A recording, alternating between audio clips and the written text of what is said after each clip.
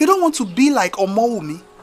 So Omowumi, what happened to Omowumi was she went to study law because her mom had told her that lawyers are respected in the society.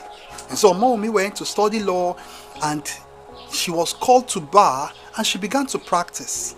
But guess what? No fulfillment. Omowumi did not find fulfillment in her job.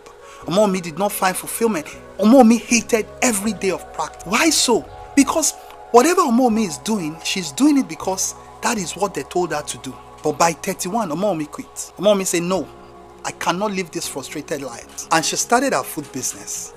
And before you know what is happening, 2 years down the line, Omowumi now has branches in 3 states, and she's still expanding her business. You don't have to be 31 before you realize that there is no fulfillment in what you're doing. You have to know who you are. That if you don't have a deep-seated answer about who you are, people will answer that question for you. Because people have an idea of who they think you ought to be. It is what I call the conformed version. There is the question around identity.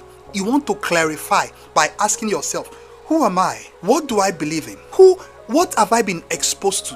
What are my values? Why am I towing this path? What do I want from my life?